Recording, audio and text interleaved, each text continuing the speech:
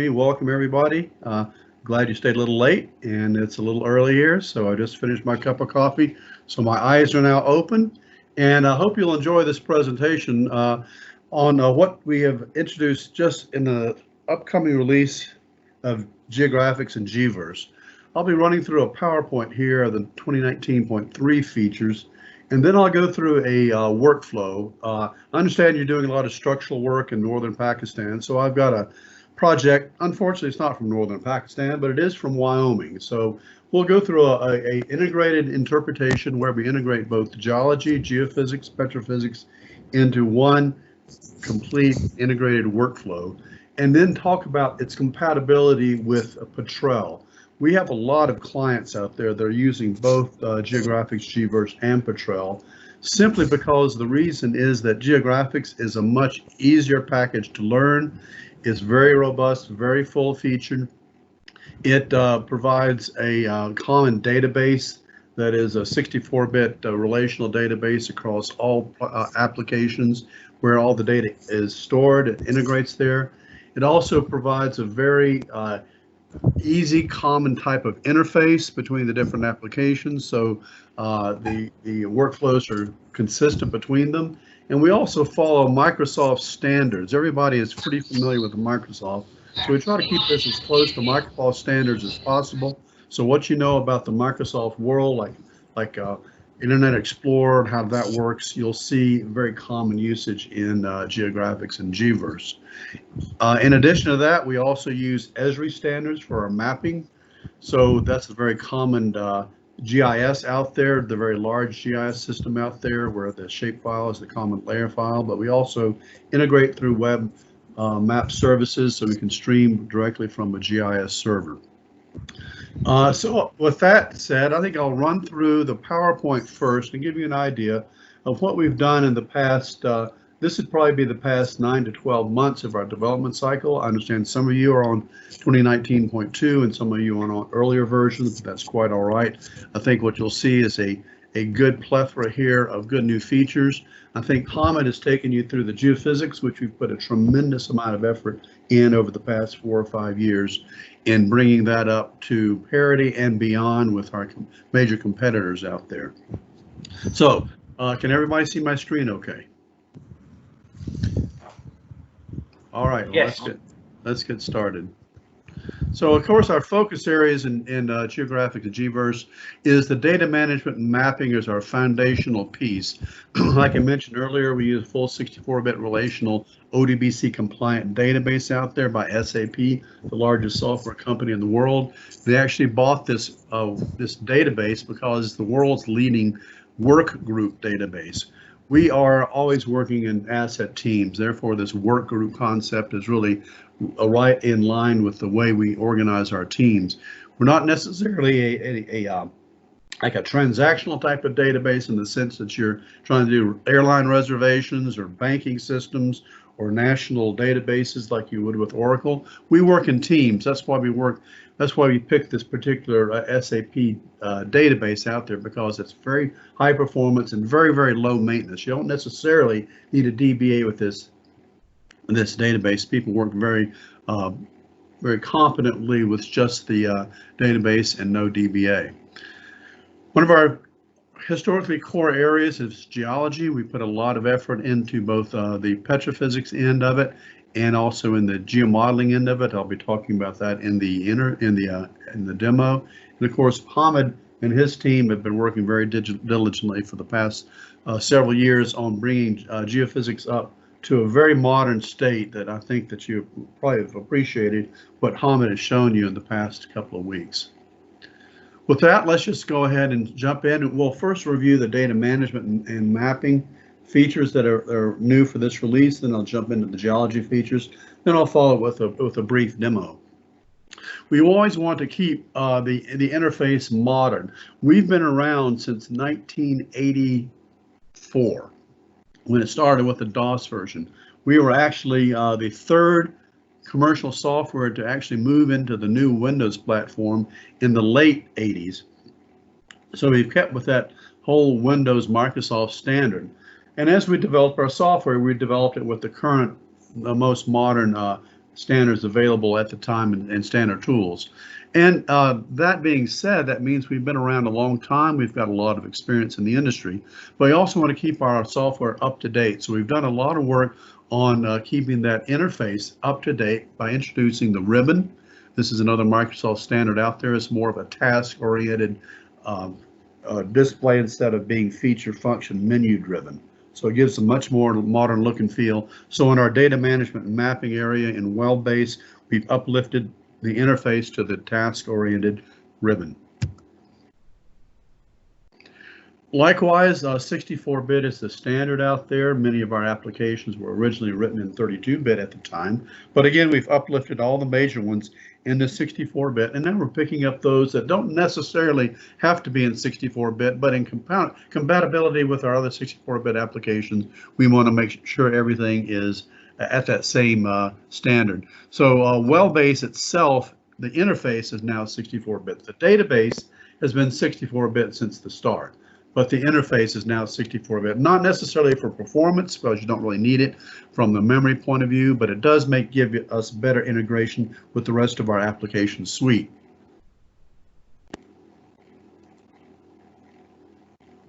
Again, in Query Builder, which is our query by design interface to the database, we've uplifted that with a new task-oriented interface, which gives, again, a more modern look and feel.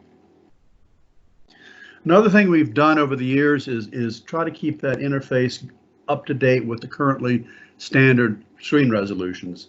Back when this was first designed, the screen resolutions were much smaller, so our dialog boxes and our field links were designed for that. So as we get into higher and higher resolution screens, we're keeping our interface updated so that the dialog boxes are larger or resizable and our fields are wider to take advantage of longer field names. A new feature that has come in 2019.3 is the ability to take our isomap gridded layers. These are our gridded and contoured layers that we've had for many, many years, and now use them as a data source for tops. In the United States, we have many hundreds of thousands of wells, and when you're working in large projects, not necessarily all of the tops have been picked. However, if you want to use Zone Manager, now Zone Manager is like having an embedded Excel spreadsheet in your application that integrates on the database. So you see in the background there, every row is a different well record, and every column is a user-defined attribute. Well, you need to have the top and the base designated to create a zone within Zone Manager. A zone means that this particular spreadsheet has the focus or the scope of this particular top and base zone. So if the top and the base are not picked, that zone is not defined and you will not be able to store attributes in here. So to get back past that and not have to go back and pick necessarily tens of thousands, if not hundreds of thousands of tops in some cases, we have the ability to grid a surface based on the available sampling of those tops, and take that gridded surface and back interpolate it into the database to assign what we call a pseudo top or base, so that every well in the active AOI has a defined top and base for that zone, so we can now add attributes to every well within that AOI.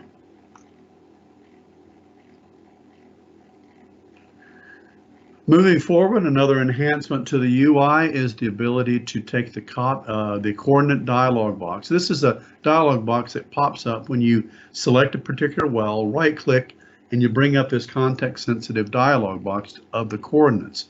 In the past, every time you wanted to go to a separate well, you had to close that dialog box, select the well, and reopen it. Now these are modeless, meaning that they simply float on the surface and you can go from well to well.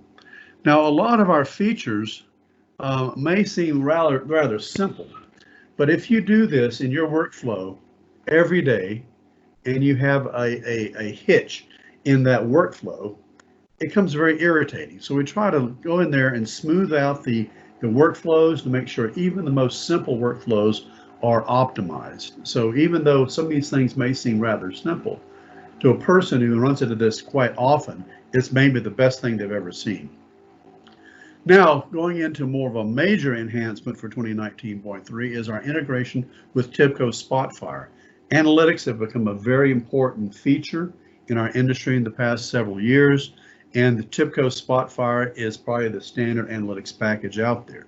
So now we have an integrated interface with TIBCO Spotfire on the well-based database, so we can extract data from the well-based database into Spotfire, where you do your analytics. You come up with your criteria for selection. You see them on the TIBCO Spotfire. Once you're satisfied with those, you can push them back into GeoGraphix as a well list or highlights on the wells that match that criteria in GeoAtlas. Another interface enhancement is with Query Builder. Again, Query Builder is our query by design querying tool that queries the GeoGraphix GVERSE database. And if you wanted to get a particular well in the past, you had to set the criteria such that that well was selected. And only that well or wells were selected, which takes more time and is really not necessary when you see a well list that pretty much meets your criteria, but is not so granular as just to match those wells that you particularly want. Now you can take a filter that is not as restrictive and simply select the rows that you want, right-click, copy them to clipboard, or extract them to a text file. This has to do with grid conformance angle.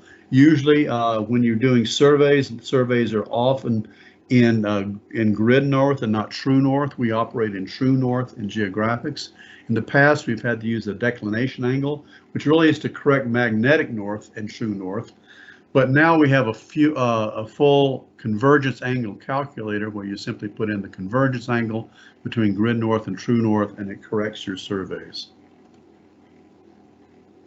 Another thing to clean up the database is the ability to delete duplicate records. Many times as the database gets used over the months or the years, you have records that exist but have no data in there. That's called internal data fragmentation, and it just takes up space and is overhead. Now we have the ability to delete duplicate records for several different types of well-based data types. We've had the conditional pies in GeoAtlas for many years. This is a way you can visually mine the database, which is a very popular feature out there.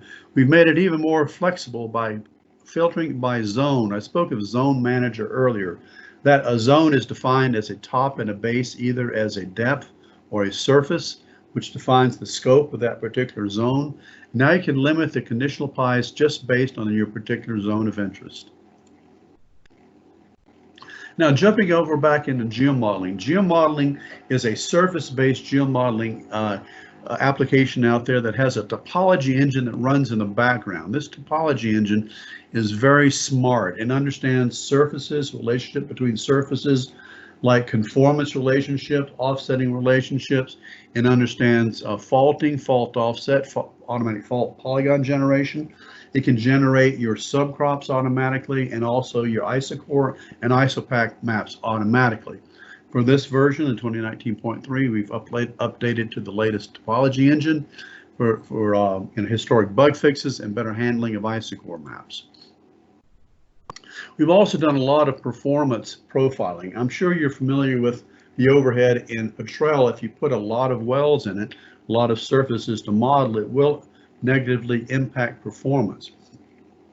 So we've gone through and profiled the geomodeling application for areas that we can improve performance. These areas would be like loading wells, reloading surfaces, refreshing all views, and launching the application. We actually have clients out there that are putting many thousands of wells into the geomodeling application, many more than you would ever want to put in Petrel just because of the overhead. I did some testings with one of our leading consultants out there with one of our largest clients, and we actually put in over 900,000 wells with a couple of dozen surfaces. And not that I would recommend that, but the fact is that the geomodeling engine will take that and it will run with that. So we want to make sure that we can access the largest projects out there in the US and North America, but also even with the smaller ones, if you're working in there, we want to maximize performance. So we've worked very, very diligently to find all the areas we wring the performance out to enhance your interpretive experience. Along those lines, we've also given you the ability within the topology engine to turn on or off particular isocore or isopack maps that you've already designed. You may have a half a dozen isocore isopack maps that you've designed. Again, those would be the top and the base, either in TVD or TST, that run in the background and are always kept up to date. So as you model, not only are your surfaces and your surface relationships kept up to date, but also your isocore isopack maps are kept up to date, which is a great thing. However, if you're not needing them at any particular time, where you're doing things like simply picking tops, and you're putting a significant overhead on the topology engine, we now give you the ability just to toggle off those zones without actually having to delete the zone definition. So you can leave them off in the system, and then at that time that you do need them, simply come in there and check them on, and they will regenerate automatically. Another area of performance is the ability to decimate an isomap grid. Again, isomap is our gridding and contouring application, and it can be used as a surface source inside of the geomodeling engine. This is a very nice feature we've had for a number of years. This enables you to take external gridded surfaces wherever they came from. They may have come from a third-party application. Some people use other applications, say for their geophysics, but they want to also use our geomodeling tool so they can export an XYZ file, bring it in, we could grid it up in our isomap gridding and contouring application and use that as a surface source within our geomodeling application. That's a great thing. However, particularly in the United States, we have very large areas, many wells, and we may have isomap grids wherever they come from that are very large and have many, many millions of grid nodes. Well, you bring that into any geomodeling application, and it takes time to consume those grid nodes and model them out, which adversely affects performance. So if you don't need that granularity of grid cell size, we now give you the ability to decimate the rows and columns up to 10 rows and column increments, which will greatly increase the loading and also the use of that surface in the modeling engine. For those that are using GeoAtlas, which is virtually everybody who uses GeoGraphix, well, you want to be able to open your map within the geomodeling application. In the geomodeling application, we actually use the same map control as we use in GeoAtlas, which is our mapping and presentation module. In the past, we've always been able to load the layers into the geomodeling map, but not the GeoAtlas map itself. Now with this version, all you do is select your favorite map out of GeoAtlas, and it opens that very same map with all the layers and the layer visibility in the mapping view of the geomodeling application. Those in the past that have been using GeoGraphix with GeoAtlas and our X-section cross-sectioning application may have a very large investment in your X-section cross-sections. X-section is a very good correlation tool, though it's not a modeling tool per se. People have been using it for years and are very happy with it.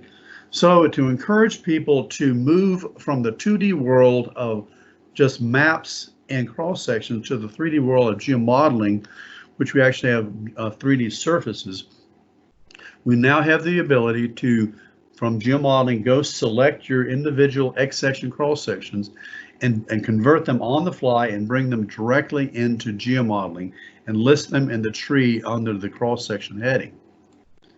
Likewise, you could have an X-section layer, bring that into the map view, and then just simply from the X-section line of section layers, you can select your individual cross sections and bring them directly in with a conversion and loading them into the cross section tree in the GVERSE Geomodeling.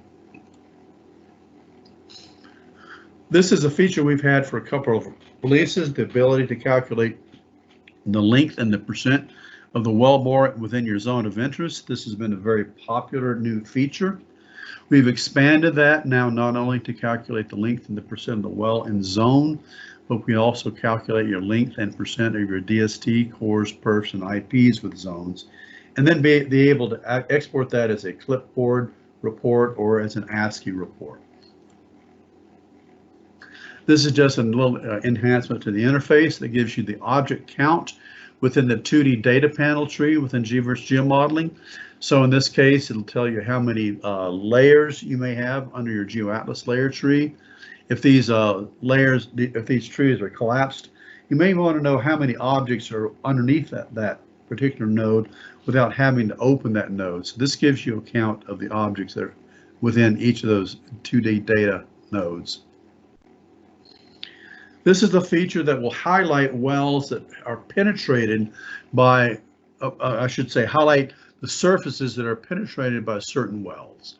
So on the right-hand side, the pink little pies or colorings around the well bores indicate that this surface is being penetrated by that particular well, whether or not the surface is actually picked in that well.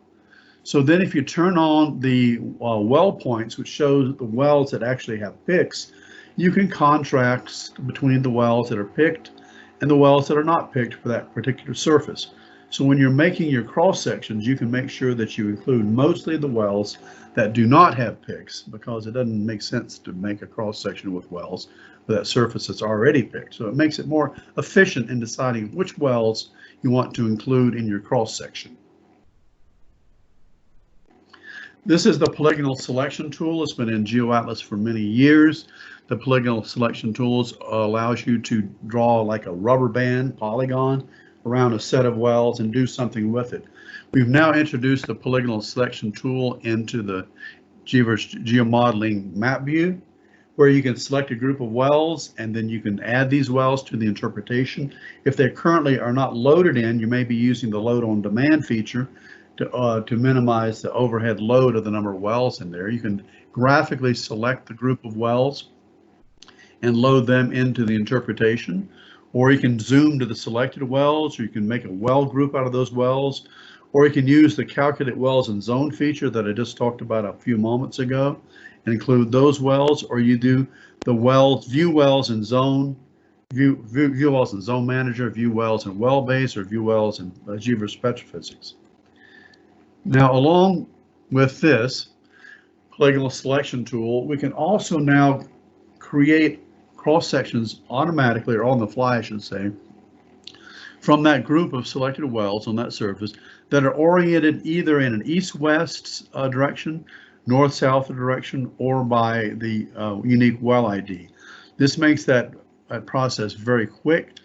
We've had this for years in GeoAtlas and X section. However, the workflow was a little more convoluted. In GeoAtlas, you had to select the polygon, select the wells, right-click, send them to well base, then sort them on latitude and longitude for an east-west or north-south orientation, and then push those selected wells back into X section.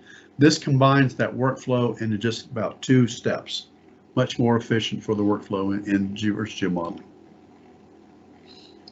This is just another enhancement to our display. We can now show the distance between the wells, either from the surface or from the bottom hole locations if they happen to be horizontal wells. Another just enhancement to the interface. If you have a lot of horizontal wells and you have a projected cross section with many of the wells on top of each other, the projection points, which are the little triangles on the well bore, may kind of obscure some of the other wells, so we can toggle those on and off.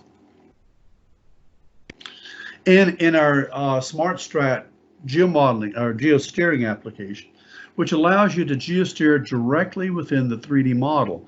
We designed this several years ago because we thought the best way to geosteer a well is to be able to geosteer within your project, within your 3D model. So that's what SmartStrat is. It's simply an extension to a projected cross-section in GVERSE Geomodeling. We've had that, I'd say, probably close to 10 years.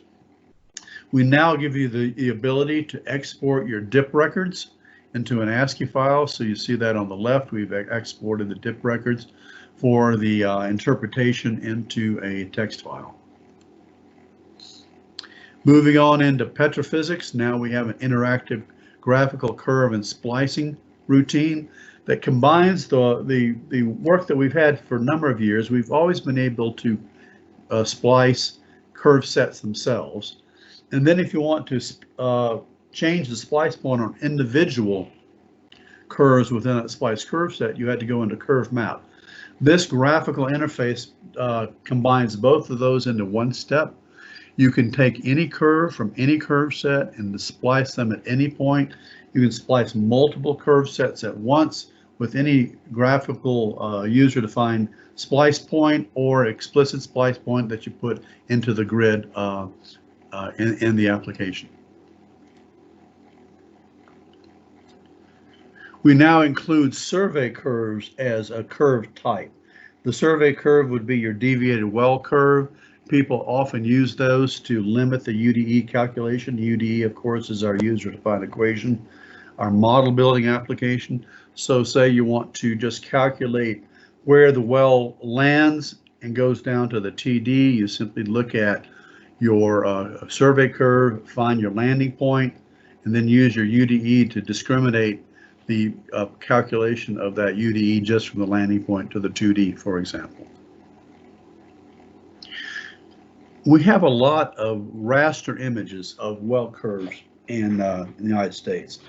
Vendors will produce these things, and oftentimes they have very vendor-specific names to these raster images.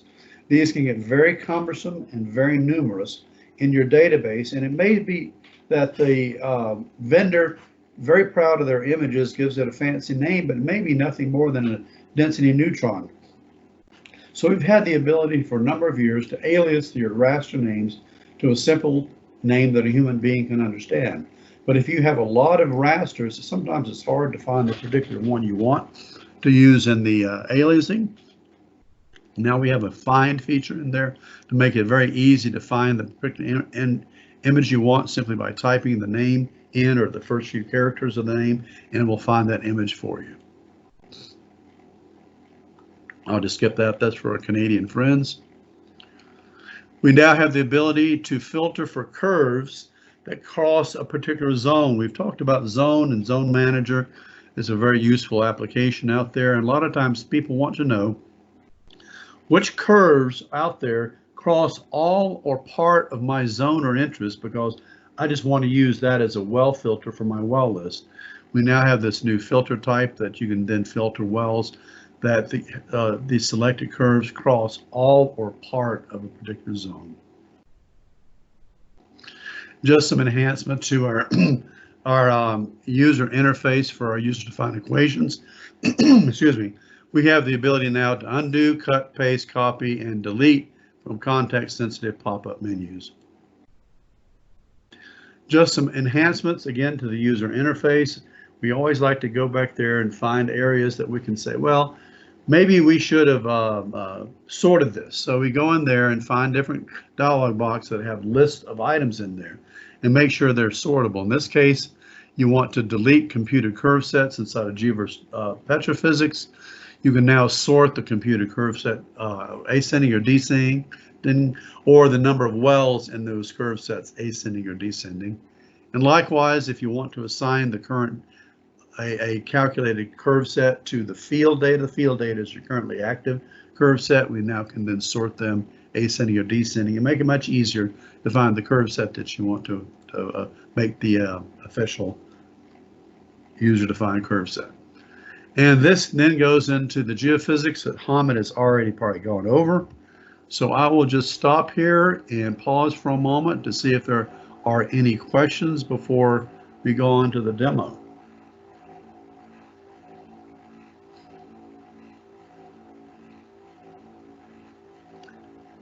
All right, well, I assume that silence, always assume silence means proceed, silence means yes, silence means that everything is great.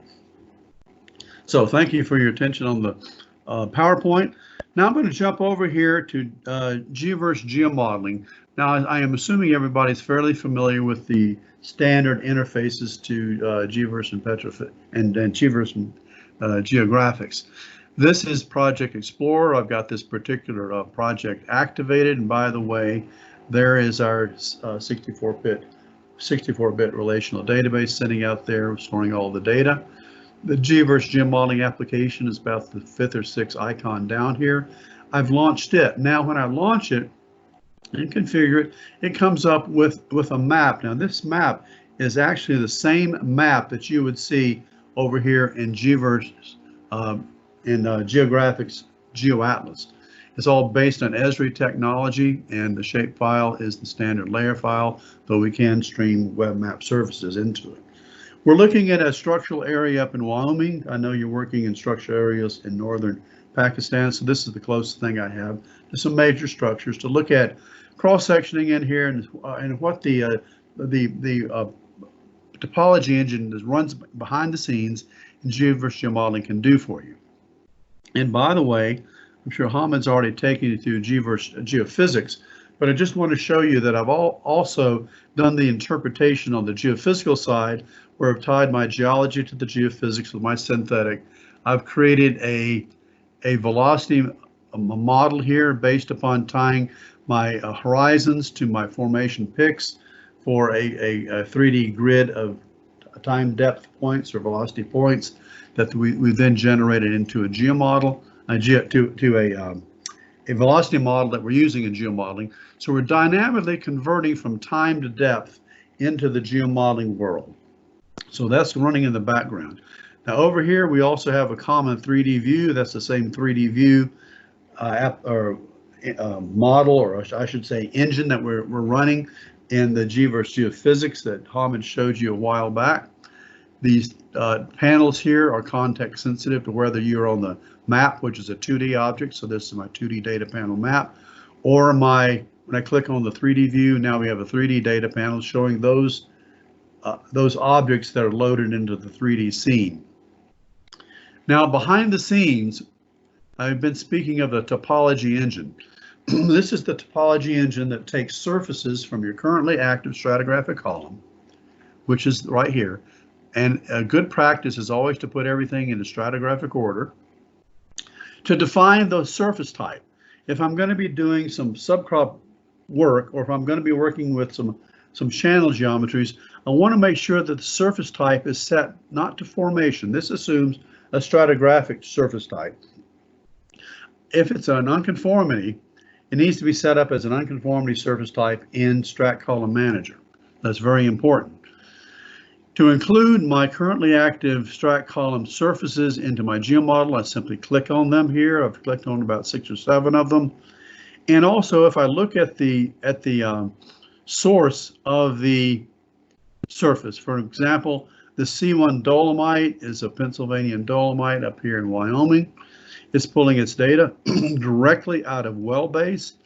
Now I can also combine them with excuse me, data points that are on isomap layers, but in this case, the data is just simply coming out of well base. However, I do have this DKOT, that's called the Dakota Formation. It's coming from my seismic volume. And so over here, I've hooked it in to GVERSE Geophysics, where I've picked the interpretation out of GVERSE Geophysics, the horizon, and also the survey that horizon is picked on. And I'm dynamically converting it from time to depth using the currently active velocity model in GVERSE Geophysics to use as a source of my surface here in the geomodeling application. Under the surface constraints tabs, I can set up the relationships between surfaces. In this case, I'm taking the Dakota formation that's coming in from the seismic volume. Because it's a 3D volume, it's very well sampled over the area. I'm using that as a controlling conformance, or the conformance control on the Dakota that's coming in here. It's simply from my picks in my cross section that's stored in my well-based database, which in turn is controlling the conformance of the C1 dolomite. The C1 dolomite is the major reservoir here, so this is the one that we really want to pay attention to when we model it. My faults over here are all coming in. If I look at the source for my faults, let's put those in stratigraphic, or just ABC order. So these ABC faults and this main fault here, you see, are coming in here as depth converted faults coming directly out of GVERSE Geophysics, and again converted on the fly from time to depth with the currently active stratigraphic model. Now, if I wanted to network my unconformity surfaces or network a series of cross-cutting faults, I could do them here. I don't have to have any, so I've not done them. And if I wanted to define zone maps or thickness maps, I would do it here. Simply define the top and the base surfaces, and automatically generates either TVT or TST, ISOCORE, ISOPAC map. So this is what's working for me in the background. Now that's the topology engine. Now over here in the interpretation options, I decide, do I want to load all of the wells in the interpretation? Well, if you're in a situation where you only have a few hundreds to a few thousands of wells in your currently active AOI, you can probably go ahead and load all of them in. The topology engines are very performant. You can put several thousand wells in them with a couple of dozen surfaces, and it probably does just fine. But again, in North America, we have projects with many hundreds of thousands of wells. Therefore, you probably don't want to throw hundreds of thousands of wells into your topology engine and just make it run too slowly. So we have the feature called Load Wells on Demand, which allows you to load only those wells that you want at any particular time, and then interpret those wells, and then start to add more wells as you need it. That's another performance enhancement or performance mitigation tool we've had in there for a number of years. So let's just go ahead and start looking at what we've got here. I've got this east-west line of section.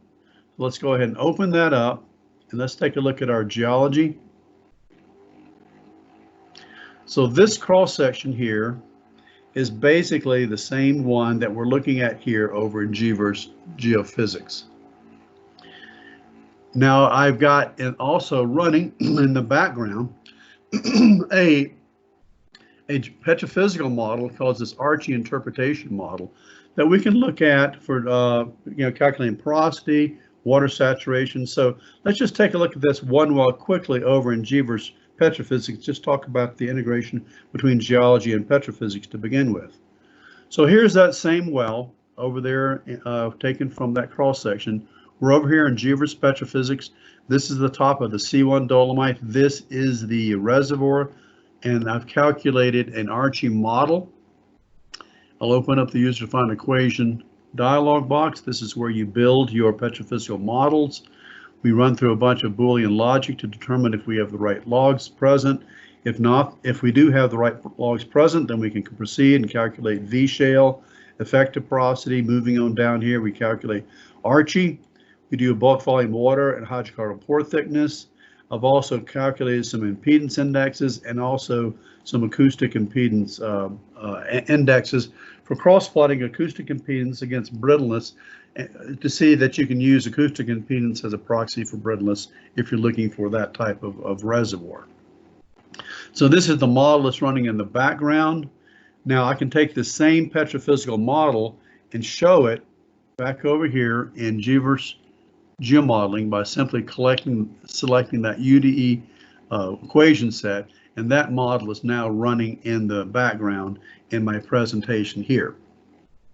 Now taking these curves, I can also interpolate between the curves based on, say, a gamma ray. So if I have high gamma ray count, I'm calling that non-shale. If I have low gamma ray count, I'm calling a high gamma ray count, I'm calling it shale. A low gamma ray count, I'm calling that non-shale. So if I turn that on, I'm showing an interpolation showing non-shale in the light color and shale in the dark green. Anytime I open up a cross section, it automatically becomes a fence diagram. So it's always what you see is what you get. And so let's open up this second north-south cross section, take a look at it. And let's also turn on the interpolation. And again, as soon as I open up that cross section, the corresponding fence diagram appears in 3D. Now, in addition to doing these well-to-well cross sections, we also have another type of cross section that we call a buffered projected cross section, which allows us just to draw a line of section, and it will, based upon a buffering distance, it will automatically buffer up wells into that line of section. Now I can turn on the depth converted seismic backdrop. This is converted on the fly, showing me the line of section cut right through my 3D model, but now in depth. And again, that same cross section shows up as a fence diagram in the 3D model. So let's add on this one, let's add, just to make it kind of interesting, let's just go ahead and turn on some lithology fill based upon the lithology that's in the Strat Column Manager. We can co-blend those against the backdrop, and again, you see the same thing. So what you see is what you get. You've got the seismic with the lithology fill. I can also co-blend that if I wanted to in the 3D view. Now, one of the nice things about this view is I can take this cross-section, make picks or do whatever else I want to it without making a new cross-section. I simply drag it to a new position. You'll see that everything updates dynamically. This thing will start to scroll through the model, and see here it picks up more wells as I move it. So this is a way that you could have, you don't have to have a dozen or more cross sections in your project. You may have a few like I've got here to define the overall geometry of the project, and then simply use these buffer projected cross sections to scan through your prospect or your project and pick tops from a dynamically generated cross section. I'm done with that one, so I don't need that, so I'll go ahead and close this. And let's bring up the this one here, and let's talk about picking tops for a moment. I'm going to zoom in, slide down here, and kind of show you what's going on. There's the C1 dolomite down there. There's my interpolation. This is what we call the Dakota. It's a Cretaceous sand. And then up here some other markers. Now, if I wanted to pick tops, I probably wouldn't pick it on this layout of cross section. I'd probably come in here to my layout, and instead of making it proportionally spaced, let's just make it equally spaced, and let's do edge to edge mode on the correlation lines. Right now it's center to center, so it's correlating to the center of the wellbore. Let's go ahead and click OK, and let's flatten on the C1 dolomite. And let's look at this. Now, you see, we've crunched this because we're showing the surfaces in what we call true space mode. If I want to toggle between true space mode and what we call straight line mode, we can do that, and it shows simply the cross section as it would look if you were working in straight line mode, if you're working just in X section. So now we have straight line mode. Now this is probably the type of configuration I would use if I were to pick tops.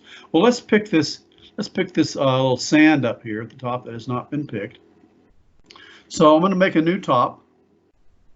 I'm just going to call it, in this case, my ABC top. It does not necessarily have to be a formation. It's a good marker, so we'll just keep it generic. Maybe pick a color. I don't know, maybe an orange color. So now that top becomes available to me to pick. It puts it into the strat column. So there's the ABC top. Here's my picking tool. So I'll show you some picking methods. One way is simply come in here and make your pick. Once that pick's made, I can either pick the next one, or I can use some of our correlation enhancements over here. I can take a correlation which makes a correlation log which makes my picker. The log actually my picker. I can come over here and stretch and squeeze and slide and fit till I think that's where that one should go. That's one way of doing it. I can also make a type log. So I make a new type log, and let's just say take all those. This type log is kind of nice because I can then stretch and squeeze it, or I can even stretch and squeeze it within different surfaces. Also, I may get some stratigraphic stretch and squeezing between different wells or stratigraphic truncations. So making sure I've still got my ABC top picked, which I do. I can drag it again. I can drag it over, just like I did with the correlation tool, and I can lay it on top of any of my other surfaces and make my pick. I already know where that is, so I'm just going to make my pick right there. And I can then I can save this to use it on other cross sections. We'll save it, and then I can hide it here. I no longer need it. Now for this one over here, notice that I do not have the rest of the logs. So how would I pick this thing?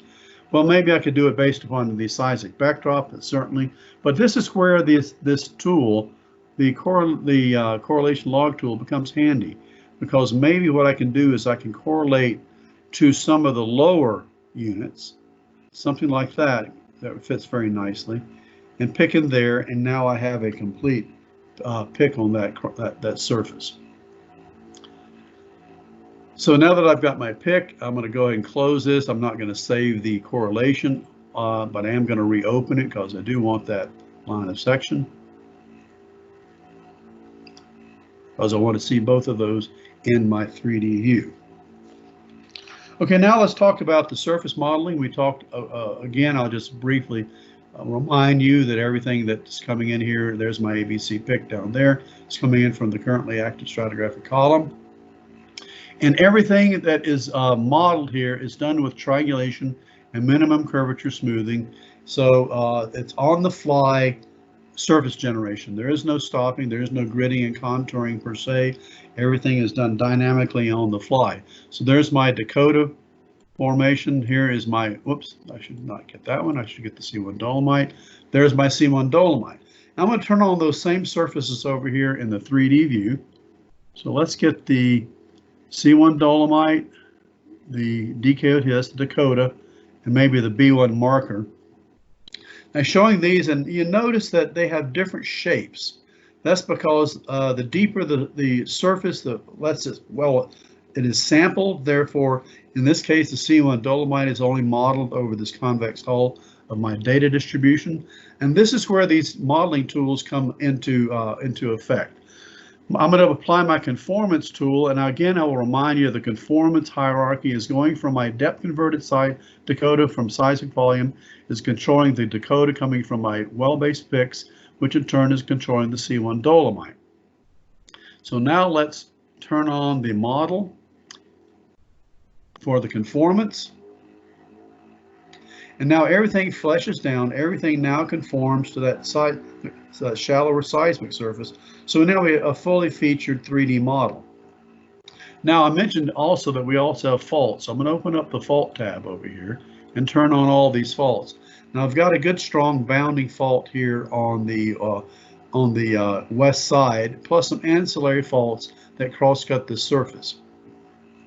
Now in addition to the conformance tool, we also have a fault offset tool. When I apply that fault offset tool, it will project the surfaces of the fault into the plane of the cross-section, into the plane of the fault, and depending on the geometry of that intersecting plane, it will calculate automatically my fault polygons. So let's simplify this 3D view just for a moment. Let's just turn off the cross-section, and let's see where that fault cross-cuts that surface. I can turn off the fault so you can actually see the fault tears. See the fault tears on that surface. Turn them back on here. Come over here, and I've noticed that I now am displaying on that C1 surface.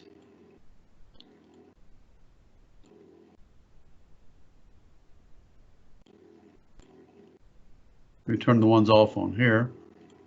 So now I'm showing those corresponding fault polygons. You can see them generated right there on these surfaces that correspond to the same fault planes you're seeing in the 3D view. So what I've got now is a fully formed 3D surface on this in the 3D view. I can take any of my cross sections that I've shown on here, like the north-south one and the east-west one. I can show the well data on here. So I can show the well data on any of my cross sections. Say I want to see the surface points. I want to see where the ABC surface is, the C1 dolomite, the Dakota, and this B1 marker. I can also show, say, gamma rays on here. And I can show the same type of palette that I'm using on my interpolation. So it should blend very well together.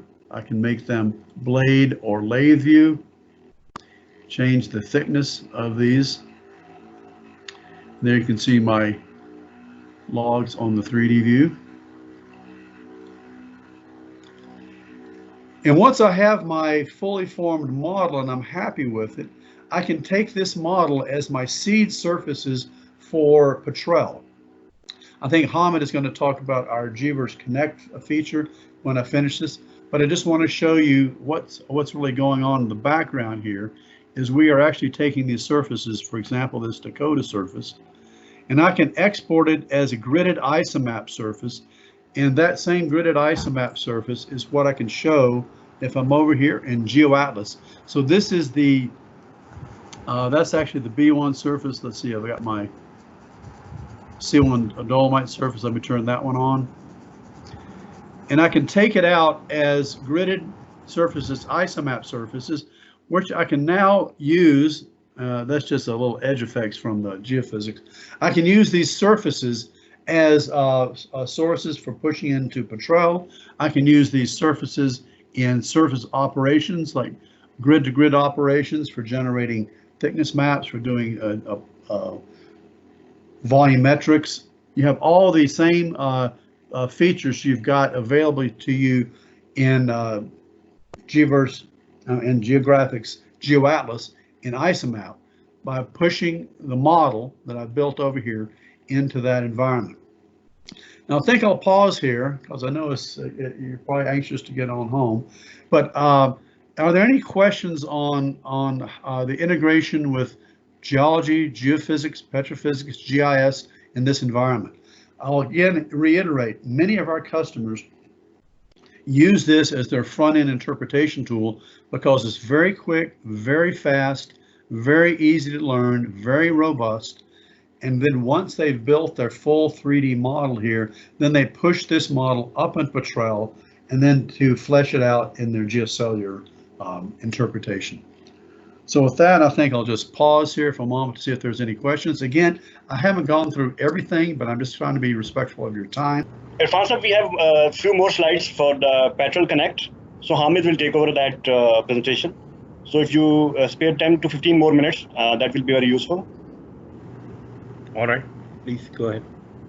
All right, I think I'm unmuted now. You should be able to hear me.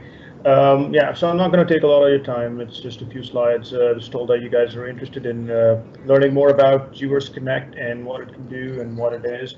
So I put a few slides together for that to show that. Get that out of the way. All right, so what is GVERSE Connect? Well, it's connected to Petrel. It lets you set up a bidirectional communication channel between your Petrel and GeoGraphix projects. It was developed to essentially address the need for data interoperability between Petrel and GeoGraphix, so you can transfer data from Petrel to GeoGraphix and vice versa. And the reason for its development was to enable users to solve their, you guys to solve the complex scientific problems that you work on, try to solve them more efficiently by providing an option to choose between the two applications. You can transfer well data, including headers, log curves, velocity surveys, deviation surveys, formation tops, fault cuts, so all well-related data. You can transfer that very easily between the two databases. Other than that, we can also transfer horizons and faults and 2D surfaces between the two applications. So if you picked a horizon in geophysics, GVERSE Geophysics using GeoGraphix, and you want to use that in one of your Petrel workflows, you can transfer that horizon to Petrel, to your Petrel project using GVERSE Connect. Seismic data as well. This is not out yet, but will be a part of the next release of GVERSE Connect. It will give you the ability to choose the seismic lines that you have in your Petrel project and bring them over to the GeoGraphix world. So no SegWi export and import required, just a single click transfer for all your 2D lines. This is a work in progress right now. We are actively working on it, should be releasing it soon. But we are limited to transferring seismic lines from Petrel to GeoGraphix only. So it works one way only. Unlike the other things that you see here, seismic data transfer will work only in one direction for now. But we are always working to make our products better. We try to do it incrementally and boost up our products. So after this release is out with the transfer of 2D seismic lines from Petrel to GeoGraphix, we will be working on 3D cubes as well, and the other direction where you'll be able to take seismic data from GeoGraphix and put it over to Petrel without having to import, export as SegWi or into other common standards. The product itself is very simple to use, has a comprehensive set of options that let you define your own set of rules for the data transfer. We have a comprehensive built-in logging mechanism that'll give you detailed description of everything that's being transferred, each object that is transferred between the source and destination, and all the things that you expect, from a modern application. The key benefits, of course, they're pretty obvious. GVERSE Connect gives you the freedom to choose the right application, the right tools for the right job. As you have seen over the course of these presentations, GeoGraphix offers some very useful tools which can complement the high science solutions available in Petrel. Because GVERSE Connect enables seamless data exchange between the two applications, you can choose your preferred suite to solve whatever problem you're working on, choosing the tools that you need for any scenario. Another major benefit, which is also very relevant given the global state of the industry right now, is the potential for saving a lot of money. As you've seen, GeoGraphix is a comprehensive solution for the daily interpretation needs, cover most basic and intermediate workflows, and also some more advanced features. We're constantly working to make it even better, and all of this is provided at a very low price point, especially compared to Petrel. Petrel is nice, it's great, it does a lot, but it also costs a lot. You have to pay a premium for it, and if there are people waiting for a license to free up before they can actually start working on what they want to do, that's where GVERSE Connect can help you right-size your software needs and help reduce the software license costs and the associated annual fees that come with that. It's as simple as that. Finally, of course, there's always ways to get data in and out of application using native import-export options. We certainly support all industry formats at GeoGraphix. I'm sure Petrel does too. However, GVERSE Connect automates all of that. So you can actually focus on solving the complex problems that you actually need to solve to get your job done, instead of spending time converting data to different formats and importing and exporting. GVERSE Connect makes the process seamless. It automates the whole thing, which also removes any chance of user errors cropping into your data during the import and export phase.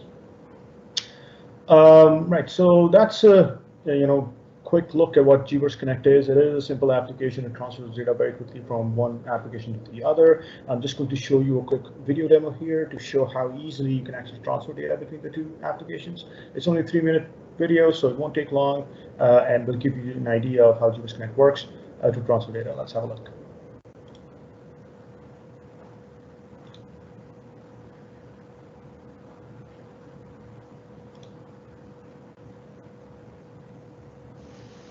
The GVERSE Connect is a plugin for Petrel platform, developed to address the need for data interoperability both from Petrel to GeoGraphix and vice versa, ultimately enabling users to solve complex business problems efficiently by providing an option to choose between the two applications. The plugin works for multiple versions of Petrel and GeoGraphix, supporting data transfer from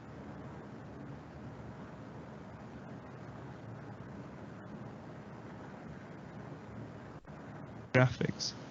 You can transfer well data including well header, well logs, velocity and deviation surveys, formation tops and fault cuts, as well as seismic data which includes horizons and faults and 2D surfaces between these applications. In addition to the progress bar, there is a comprehensive logging mechanism that gives you details about each and every object that is transferred between source and destination. The Preferences tab gives you options to define your own set of rules for the transfer. Before beginning transfer, open the source project in Petrel. Please make sure that the coordinate reference system associated with the Petrel project is configured correctly. Now activate the destination project in GeoGraphix and launch the GVERSE Connect plugin from Petrel. You will see the plugin dialog displayed. Please ensure that both the source and destination projects remain active until data transfer is complete. To initiate transfer, set transfer direction to GeoGraphix. The plugin identifies the source and destination projects, and the dialog updates accordingly. Next, you have to select the filter to limit the data range. In this case, we are selecting all data, which will list all data from Petrel into the selection box. You can choose the entities that you want to transfer.